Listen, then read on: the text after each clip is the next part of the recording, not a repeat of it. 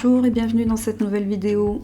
Vous vous sentez prêt ou prête à amorcer un changement dans votre vie, mais vous ne savez pas encore vraiment lequel. Dans cette vidéo, un choix de 3 tas de cartes pour vous aider à comprendre ce que vous voulez lâcher et ce que vous voulez mettre en lumière à la place. Donc si ce sujet vous intéresse, pensez aux chiffres qui vous appellent le plus, 1, 2 ou 3, et allez voir en barre de description la minuterie qui vous amènera directement à la guidance. C'est une vidéo qui fait suite au sujet que j'avais abordé auparavant au niveau de l'autosabotage, de la procrastination, de tout ce qui nous empêchait de démarrer un nouveau projet ou d'amorcer un changement dans la vie. Donc si ça vous intéresse, n'hésitez pas à aller jeter un petit coup d'œil à ces vidéos qui vous donneront peut-être un peu plus d'informations. Groupe numéro 1. Vous êtes prêt ou prête à amorcer un changement, mais alors lequel ? Là, on a ce que vous voulez lâcher, et là, on a ce que vous voulez mettre en lumière. Donc, ce que vous voulez lâcher, c'est le côté victime. Pour y mettre à la place un petit côté rebelle. Donc là, clairement, on a envie d'un changement, d'une émancipation. On en a marre d'être victime peut-être de sa vie ou de certains comportements ou de certaines personnes. Et on a envie de se lâcher, tout simplement, d'être un peu rebelle. Mais peut-être que c'est la façon dont vous voyez les choses, mais c'est pas être rebelle que de montrer sa vraie personnalité. Là, oui, on sent vraiment un besoin d'émancipation. Donc le changement, je dirais qu'il se situe surtout par rapport à une vision de la vie, un comportement. Ça ressemble beaucoup à du relationnel. Donc je dirais que on a peut-être des personnes qui ont été victimes de trahison, quelle qu'elle soit, que ce soit sur un plan amoureux, professionnel ou relationnel tout simplement. On a envie de changer ce comportement-là. Ce qui bloque pour le changement de cet état d'esprit, ça va être prendre soin de toi-même. Ça me fait penser peut-être à certaines personnes, moi je ressens beaucoup de sacrifices en quelque sorte, ou de personnes qui ont l'impression de tout donner et de ne rien recevoir. C'est un petit peu le ressenti que j'ai ici. Donc là, je pense peut-être à des parents qui ont tout donné à leurs enfants, qui sont sentis un petit peu sacrifiés, peut-être des carrières qui ne sont pas arrivées à bout pour pouvoir s'occuper d'un enfant. Ça peut être aussi au niveau amoureux, sentimental. J'ai tout accepté, j'ai tout donné pour cette personne et puis je n'ai rien eu en retour. Ce qui bloque, c'est peut-être cette sensation-là de se dire que pour aimer, pour accompagner quelqu'un, il faut entièrement se donner et tout donner. Et c'est ça qui bloque. Je pense que ce qui bloque, c'est cet état d'esprit que vous avez à l'heure actuelle, dont je viens de vous parler. Et en fait, on vous conseille fortement de prendre soin de vous-même. Parce que l'amour passe aussi par l'amour de soi. Qu'est-ce qui pourrait vous aider à trouver cette petite part de rebelle à l'intérieur de vous ? On a eu la méditation de la rose. Je vais essayer de lire un petit peu ce qui se cache derrière cette carte. Alors en fait, oui j'ai lu un peu derrière parce qu'il y a tout ça quand même, il y a ce petit pavé. On vous encourage ici à faire de la méditation pour développer votre potentiel psychique. Là, on avait cette carte-là qui bloque. C'est une position de yoga. Peut-être qu'une pratique yogique, en tout cas une pratique méditative, est fortement conseillée pour revenir à l'intérieur de vous et vous aider à ressortir le côté rebelle qui est déjà à l'intérieur de vous. Sur cette illustration, on a l'impression de voir une adolescente qui est sur un arbre, puis elle s'en fiche, quoi. À la position, on voit bien nos ados, hein. Puis on l'a été aussi, hein. C'est un petit peu... ouais, voilà, quoi. M'en fiche. Je suis bien, là, je fais ce que je veux.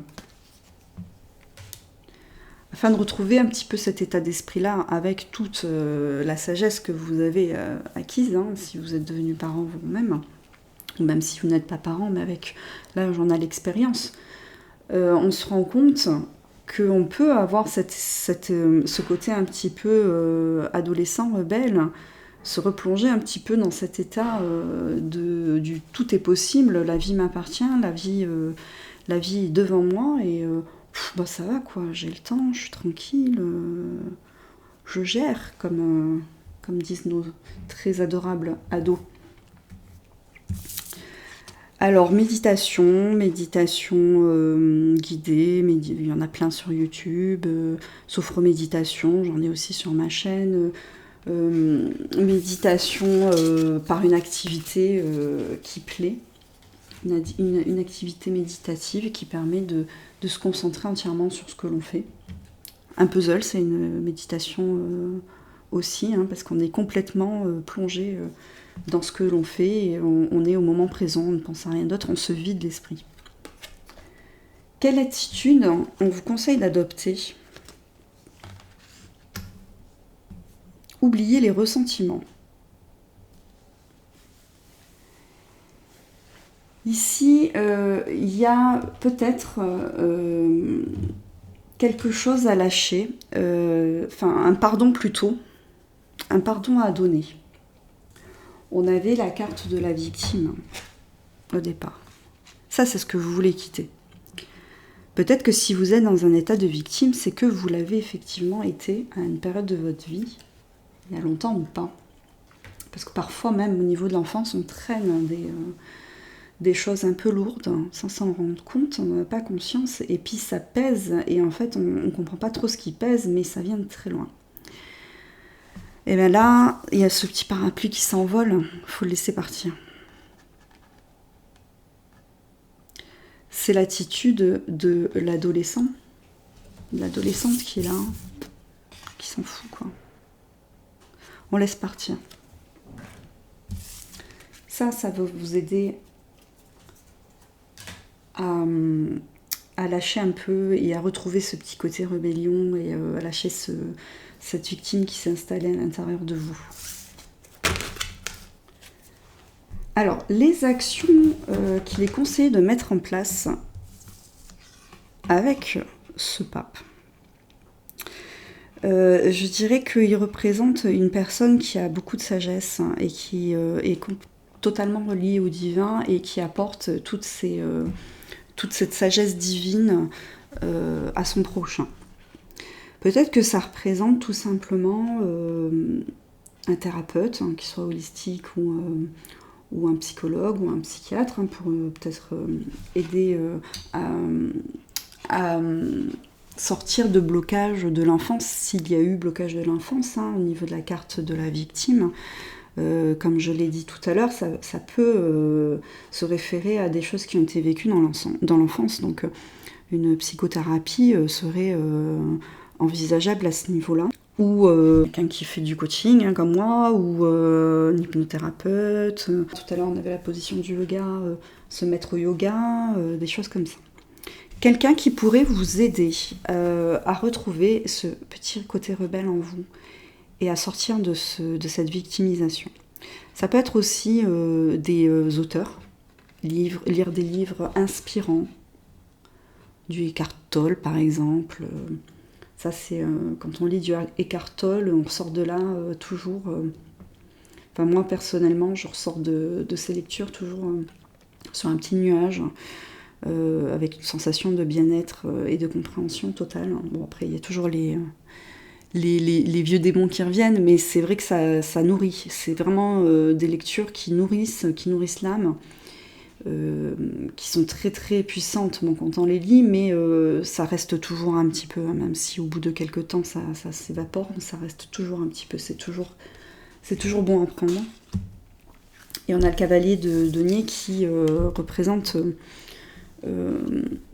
comme une fin de cycle. Hein. On a fait beaucoup de choses. Je pensais aux personnes qui pensaient avoir beaucoup donné peut-être à un amoureux et puis la relation s'est terminée. Bon ben là, ok, on a peut-être vécu une belle relation, on part sur autre chose. Hein. Et pourquoi pas repartir sur une relation de soi à soi et de tout se donner à soi, c'est pas mal aussi. C'est un encouragement à démarrer un nouveau cycle, quel qu'il soit. Une nouvelle activité professionnelle ou personnelle, de divertissement, de loisirs. Entamer quelque chose de nouveau. Et pour la route, une petite carte conseil. L'identification avec vos blessures. Je ne suis pas mes souffrances, je suis un être qui aspire et décide de vivre en amour, libre, joyeux et de déployer mes ailes au grand jour. Voilà. Là, c'est le côté rebelle. Hein. Le conseil qui va résumer un petit peu tout ce tirage, c'est effectivement, vous n'êtes pas vos blessures. Libérez-vous de vos blessures. Vous pouvez les voir. Vous pouvez même ne pas en guérir tout de suite. Mais déjà, de vous désidentifier à ça, et là je repense à Eckhart Tolle, moment présent, c'est vraiment un ouvrage, je pense, qui serait très très bénéfique à lire pour vous, permet de se dissocier de son mal-être, de ses blessures. Elle check son miroir, elle check avec elle-même, elle renoue avec elle-même. Elle s'aime, elle se donne de l'amour. Elle ne se sacrifie pas. La conclusion de ce tirage est la suivante. Vous n'êtes pas vos blessures. La première personne que vous devez aimer inconditionnellement, c'est vous.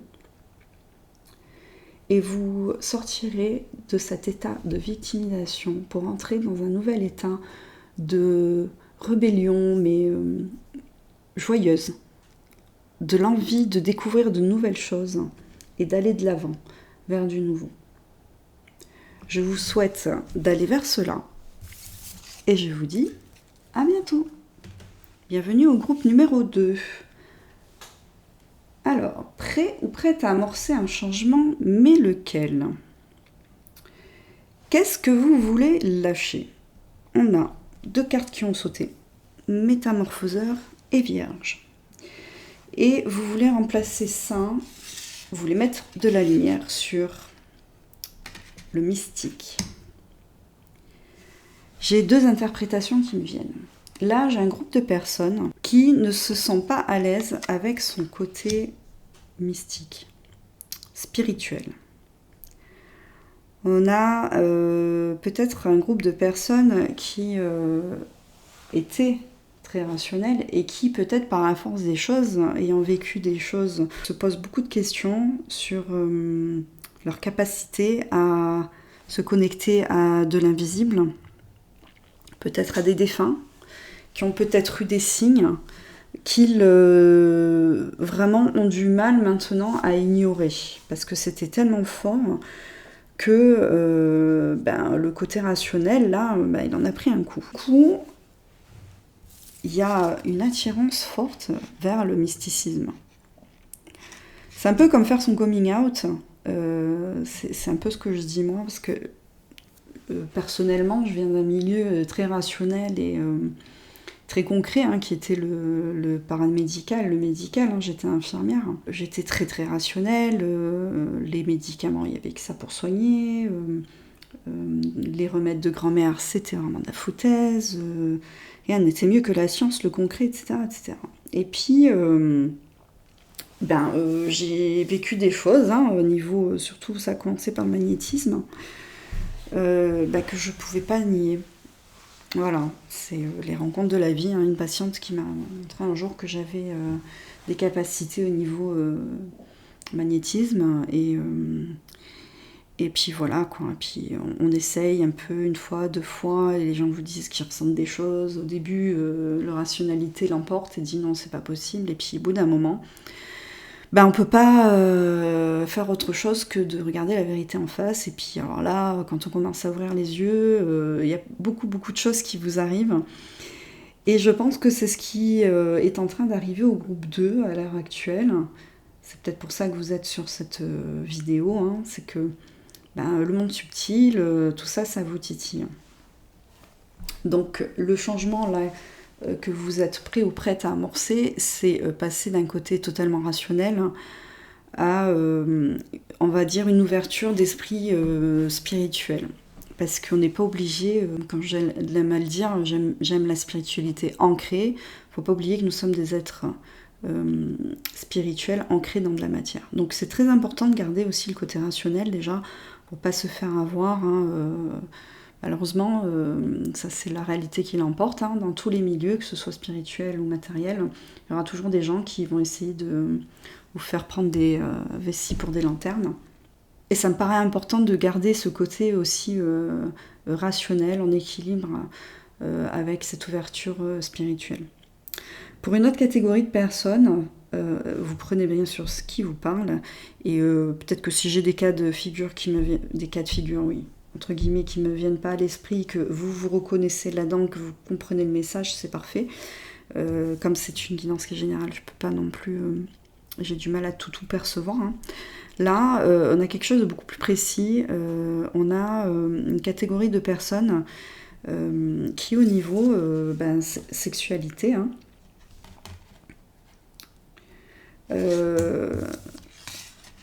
et dans une sexualité, parce que cette carte-là, je la vois un petit peu comme un masque, hein, une sexualité, alors je dirais qui soit complètement occultée, ou des personnes qui justement vont chercher l'amour à travers la sexualité, ou vont chercher des choses qu'ils ne trouvent pas dans la sexualité, de la façon dont ils abordent leur sexualité. Et qui voudraient passer vers une sexualité un petit peu peut-être tantrique, mais en tout cas plus... au lieu d'être plus mécanique, on va dire, sensorielle, magnétique, sensuelle. Voilà pourquoi on trouve le côté en fait divin vers lequel vous aimeriez plutôt tendre. Donc ça, je pense que c'est pour une partie des personnes qui regardent cette vidéo, ça pourra parler. Alors, qu'est-ce qui bloque dans cette volonté d'aller vers quelque chose de plus divin et spirituel? La connexion de l'âme, bien évidemment. Je vais regarder un petit peu ce qui est écrit derrière la carte. Alors, ce qui est intéressant derrière la carte, c'est qu'il écrit « Il n'est pas toujours facile de voir l'autre ou soi-même comme une âme ou un être spirituel. Nous sommes souvent tellement absorbés par notre vie dans le monde physique que nous oublions notre propre nature divine. » Donc voilà, tout ce qui bloque, tout simplement, c'est cette difficulté à vous connecter avec votre âme. Donc ça, c'est valable pour tous les cas de figure, que ce soit au niveau d'une sexualité qui est peut-être trop mécanique, terrestre, un petit peu tout ce qu'on a vu ces derniers temps dans notre société pornographique, etc. On nous a fait croire que l'amour, le sexe, c'était ça. Et là, en fait, le problème, c'est qu'on est tellement connecté seulement à nos sensations corporelles qu'on oublie complètement le besoin de l'âme, qui pourtant est très très très puissant. Qu'est-ce qui va vous aider? Des preuves de l'esprit. C'est amusant ça. Le processus de validation est une partie essentielle de l'authentification de l'identité d'un esprit lors de la création du lien, contribuant à confirmer la continuité de la vie. À moins qu'un médium puisse apporter des preuves de sa connexion, il est peu probable que celle-ci soit considérée comme authentique. Là, on a peut-être eu des personnes qui ont été déçues par des séances avec des médiums et qui sont peut-être tombées sur des gens pas bien, j'en discutais tout à l'heure. C'est exactement ça. Rester rationnel tout en étant ouvert au monde spirituel. Et vous, c'est ça, c'est ce qu'il vous faut. Des preuves. Des preuves. Alors les preuves, c'est simple, hein. Si vous allez voir un contact défunt, il suffit alors déjà d'en dire un minimum et de voir si le médium est capable de vous donner les informations exactes sur le défunt. À partir de ce moment-là, quand vous rencontrerez quelqu'un qui est sûr, hein, en qui vous avez vraiment confiance, là, c'est bon, quoi. Ça pourra vous aider à vous reconnecter à votre âme. Parce qu'après, le but étant que vous vous reconnectiez tout seul à votre âme. Parce que nous, on est là, je dis nous, voilà, les coachs intuitifs, toutes les personnes qui travaillent avec l'âme, les médiums, etc., etc., les coachs, etc., on est là pour vous aider à une période de votre vie, mais à un moment donné, en fait, vous êtes seul maître à bord et vous êtes complètement capable de vous connecter tout seul à votre âme et d'avoir les réponses. Après, ça n'empêche pas d'aller voir de temps en temps, moi-même j'ai une coach personnelle, il y a des moments où on est un peu perdu, et puis on est des êtres humains, et c'est tout à fait normal, donc on a le besoin d'aller voir quelqu'un, mais au bout d'un moment, vous verrez qu'il n'y aura plus besoin d'approbation, d'aide extérieure, parce que vous allez être capable de piocher à l'intérieur de vous. Mais avant de passer par ça, votre esprit rationnel a besoin de preuves. Pourquoi pas ? Je suis passée par là. Je suis passée par là, parce que moi au début quand je faisais des soins magnétiques, puis qu'on me disait je sens ça, j'y croyais pas. Je pensais que les personnes me disaient ça pour me faire plaisir ou pour pas me vexer. Et j'ai mis très très longtemps à me rendre compte qu'en fait c'était pas des bêtises, quoi. Ça arrivait vraiment, il y avait un lien, il y a un lien subtil entre tout ce qui est vivant sur cette planète, hein. C'est important pour vous, tout en restant ouvert, d'avoir des preuves. Pas concrètes, parce que c'est impossible d'avoir des preuves concrètes quand on parle d'invisible, mais au moins de se sentir rassuré. Le petit truc qui tilte quand une personne vous dit ça et que vous dites « Mais attendez, je n'ai rien dit, comment elle peut savoir ça ?» Alors là, voilà, c'est une preuve sans être une preuve, mais bon, ça permet de se dire « Ah, quand même, il y a quelque chose. » Quelle est l'attitude qu'on vous propose d'adopter ? Accueillez les miracles. Bon voilà, c'est le tirage, hein, moi j'y suis pour rien. Les cartes, elles sortent comme elles sortent. C'est vraiment, là, le choix numéro 2, c'est très très simple, hein. On vous propose vraiment d'y croire, hein, d'accueillir les miracles, de tout ce qui vous est proposé. La carte dit « Soyez conscient des miracles, hein, que des miracles se manifestent dans votre vie, soyez convaincus que ces événements sont réels. Lâchez toute forme de résistance et bannissez le doute qui vous fait croire que les miracles n'existent pas. » Voilà, la seule chose qui vous empêche vraiment de passer, d'aller vers votre part mystique,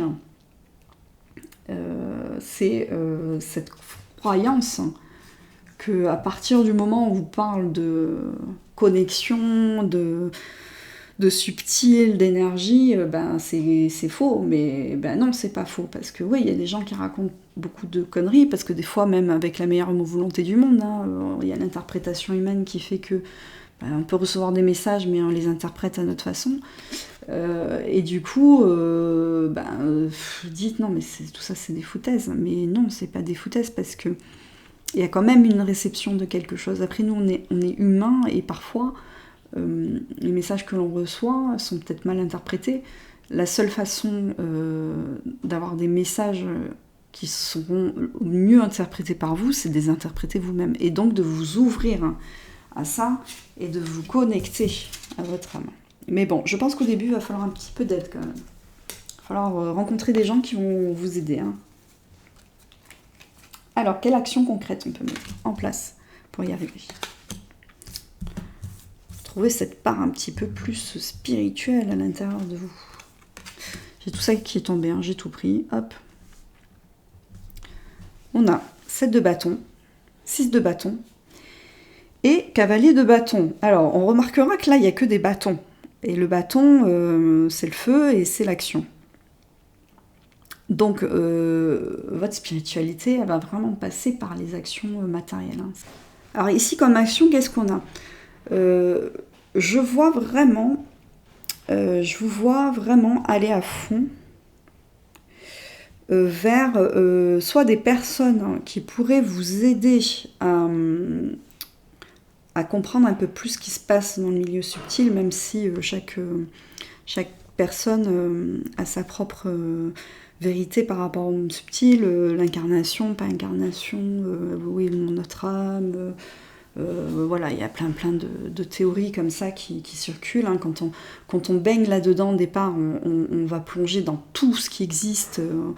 On va voir tous les concepts de flamme jumelle, d'âme sœur, de ci, de là, tout ce qui est aussi technique de divination. Et c'est un flot énorme, hein, il y a énormément de choses. Donc là-dedans, il faut faire le ménage et puis il faut aller vers ce qui nous appelle le mieux. C'est ce qui nous appelle le mieux. On vous encourage peut-être même vous-même à expérimenter certaines pratiques spirituelles. Hein.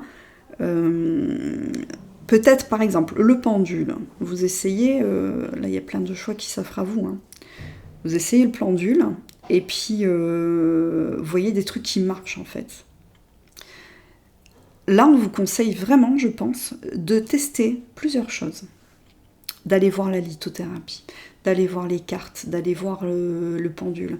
Je vais vous donner un exemple. Moi, le pendule, au départ, je l'ai essayé, hein, comme tout, hein, et ben, j'ai essayé en divination et en prédiction. Mais il m'a fallu très longtemps pour comprendre que moi, en prédiction, je suis pas là pour faire vraiment de la prédiction. Donc mon pendule, pour avoir des réponses, oui, tatati, on fait ci, on fait ça. Non, ça marche pas. Moi, mon pendule, par exemple, j'ai quelqu'un qui a mal quelque part, et j'ai une planche anatomique avec le pendule, va me dire, c'est là que ça coince, c'est là qu'il y a un problème. Voilà, ma médiumnité, elle est plutôt au niveau de comprendre les causes, les obstacles, et de donner des conseils pour avancer, et pas de prédire l'avenir. Donc, au départ, c'était un échec, le pendule, pour moi. J'essayais de trouver des noms, ou de trouver des jours dans la semaine où pleuvait, enfin, j'ai tout essayé, c'est tout, point. Peut-être un peu satisfaire mon ego et mon côté cartésien pour essayer de me donner des preuves, justement. Mais faut pas tomber dans l'écueil de chercher des techniques spirituelles pour vous donner la preuve que ça existe et que c'est bon, on peut y aller et que ça marche. Parce que ça marche pas comme ça. Ça ne marche pas comme ça. Parce que l'univers, il a rien à vous prouver, quoi. C'est soit... c'est un peu comme si on demandait à quelqu'un qui croit en Dieu, mais... ouais, bon, t'as la preuve et puis comme ça tu crois en Dieu. Non, crois en Dieu, point. Pas besoin de preuve pour croire en Dieu. Ça s'appelle la foi. Et c'est ce qu'on vous demande là. C'était la carte, je vais vous la ressortir parce que celle-là, elle était quand même pas mal. Accueillez les miracles. Ça, c'est pas de la foi. Et c'est là que ça coince chez vous. C'est là que ça bloque. Dernière carte conseil. La trahison. Là, alors peut-être que ça va parler à certaines personnes. Là, je reviens au groupe des personnes au niveau où ça se passe au niveau blocage sexuel. On a envie d'aller vers quelque chose de plus doux et de plus grand, j'ai envie de dire, que le simple truc physique, voilà. Finalement n'apporte pas tant de plaisir que ça, c'est un petit peu comme une drogue, hein, parce que c'est très vite passé, tandis que l'amour physique, spirituel, il vous remplit, hein, il épanouit, c'est pas juste pour voilà, se décharger et puis pour passer juste un bon moment, quoi. C'est quelque chose de beaucoup plus fort. Et c'est ça qui fait peur souvent à certaines personnes, c'est se dire non, mais là, se regarder dans les yeux. Non, mais c'est pas ça le tantrisme du tout, hein, c'est pas ça. Du coup, fermeture de parenthèse. Il y a peut-être eu des personnes qui ont été vraiment amoureuses et trahies par la personne et qui se sont un petit peu lancées dans des relations comme ça, sans lendemain, de peur de revivre la blessure. Donc le conseil, c'est de passer au-delà de la trahison et de faire confiance. Accueillez les miracles. Pour les autres personnes, la trahison, c'est peut-être justement il y a certainement eu des personnes qui ont eu des pseudo-messages par des personnes qui auraient capté des messages et qui auraient été complètement faux et qui se seraient sentis trahis par ça. Et c'est là que l'esprit cartésien a repris le contrôle et a dit c'est des conneries, donc moi j'y crois plus à tout ça. Parce que vous êtes peut-être tombé sur la mauvaise personne ou que la personne nous a donné le mauvais message et a fait une erreur, même de façon totalement involontaire, sans vouloir faire de mal. Ou alors quelqu'un qui voilà, c'est des arnaqueurs aussi comme partout. Donc le conseil, c'est de lâcher un petit peu cette peur de la trahison et de vous ouvrir un peu au miracle pour vous reconnecter à votre âme. Et à partir de là, vous serez prêt à devenir cette personne plus spirituelle, avec les pieds sur terre, mais complètement ouverte au divin. Je vous souhaite une bonne continuation. À bientôt. Alors, pour le groupe numéro 3, vous êtes prêt ou prête à amorcer un changement, mais lequel? Qu'est-ce que vous voulez lâcher? On a eu 2 cartes. On a eu l'amoureux et l'exorciste. C'est ce que vous voulez lâcher pour mettre en lumière le guérisseur qui est en vous. Je pense que là, clairement, il me vient à l'esprit des personnes qui aimeraient changer de travail ou qui aimeraient vraiment se mettre en lumière les dons qu'ils ont de guérisseur. On est vraiment, je pense, sur du boulot. Après, vous le mettez à votre sauce. Hein. C'est un tirage qui est général, hein, donc si ça vous parle pas, faut pas vous triturer l'esprit avec ça. C'est peut-être qu'il faut choisir un autre choix, ou qu'il faut prendre une autre vidéo, il faut la quitter, ou alors le mettre à votre sauce. Là, vous voyez, on a la part d'ombre, c'est peur d'affronter vos propres démons. C'est comme si vous aviez du mal à accepter vraiment qui vous êtes et vos capacités. Voilà.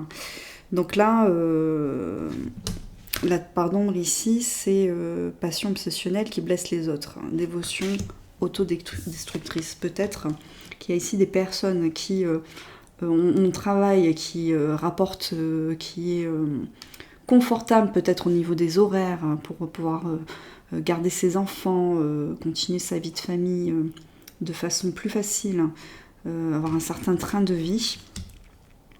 Et du coup, on n'ose pas aller vers sa passion, vers ce pourquoi on est fait. Être guérisseur, là on voit quelqu'un qui utilise ses mains comme pour faire du magnétisme. Ça peut être dans une branche spirituelle, hein, quelque chose qui sort un petit peu du cadre normal. Hein. Si on n'est pas dans un milieu comme ça qui est ouvert à ça, c'est pas évident. Hein. Je l'ai vécu, moi. Je suis partie d'un milieu très concret, médical. J'étais infirmière et puis me voilà, quoi, en train de tirer des cartes, faire du coaching et faire du magnétisme. Mais au début, moi, j'avais très peu de personnes. J'ai rencontré petit à petit des personnes qui étaient un petit peu dans la même vibe, mais ça a été très très dur au début. Hein. Je ne voyais personne et puis je croyais qu'en fait, tout le monde allait me prendre pour une folle. Et c'est un petit peu faire son coming out. Et c'est ça que vous êtes en train certainement de vivre. Alors là, on a aussi peut-être autre chose qui viendra à l'esprit. Une relation un petit peu toxique. Voilà. Vous aimeriez peut-être quitter une personne pour atteindre la guérison. Voilà. Ça peut être interprété aussi de cette façon-là. On a peut-être des personnes qui vivent une relation toxique et qui aimeraient la quitter pour pouvoir enfin guérir. Alors, qu'est-ce qui bloque ? Le toucher psychique. Alors, qu'est-ce que ça dit? L'énergie est partout. Vous rayonnez de l'énergie et laissez partout des traces de votre présence. La psychométrie est la pratique qui consiste à utiliser des objets imprégnés de l'énergie d'une personne, ce qui permet d'obtenir des informations passées et présentes sur celle-ci. Qu'est-ce qu'on a en carte partenaire? La clairaudience, la clairsentience, la clairvoyance. Voilà, donc là, on a vraiment des personnes médiums ou magnétiseurs, enfin qui utilisent en tout cas l'énergie. Mais comme ça bloque, je pense que vous avez du mal à l'accepter. Ça. Tout comme les personnes qui seraient dans une relation un peu toxique, vous avez du mal à accepter vos ressentis. C'est-à-dire qu'il y a tout qui vous dit qu'il faut partir. Votre corps, vos sensations, votre intuition, mais vous le bloquez. Voilà. Donc là, je sens qu'il y a des personnes qui bloquent leur capacité psychique. Qu'est-ce qui aide? Boîte aux outils du médium. Bon, voilà, on ne peut pas l'inventer, ça.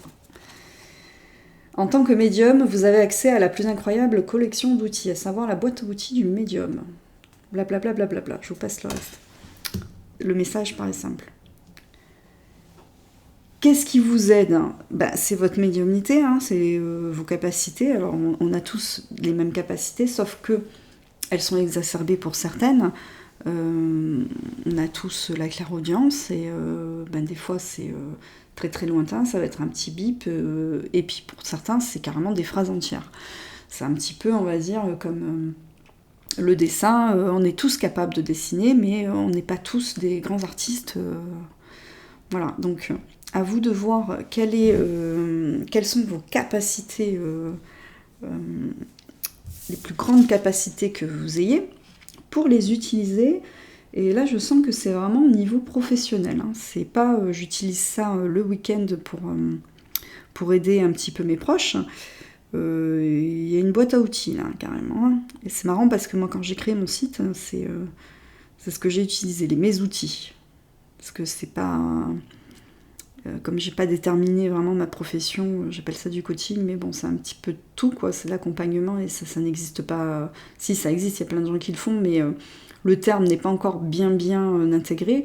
Du coup, voilà, j'ai plein d'outils, je ne veux pas me cantonner à être sophrologue, je ne veux pas me cantonner à tirer les cartes, je ne veux pas me cantonner à faire du magnétisme, voilà. Donc en fait, c'est une boîte à outils, après on peut soit utiliser, se concentrer sur un outil, ou soit on peut utiliser plein d'outils pour arriver toujours enfin. Alors la fin, c'est bien sûr aider son prochain. On est là pour aider les autres. Du coup, ce qui est amusant, c'est que ce qui vous aide, ce sont vos capacités, mais ce qui vous bloque, c'est cette non-volonté ou cette peur peut-être de les utiliser en fait. Mais c'est là, c'est vraiment c'est ancré en vous, et elles n'attendent qu'à être activées. Alors, quelle attitude on pourrait adopter pour arriver à ça? Arrêtez de vous mettre une telle pression, la seule façon de vivre est de suivre le flux et de la rivière au lieu d'aller à contre-courant. On vous dit de lâcher. Peut-être que vous vous mettez effectivement trop la pression en vous disant non mais moi je suis pas aussi bon ou si bonne que telle personne. Ce qui est normal, la base de tout, c'est de ne jamais se comparer.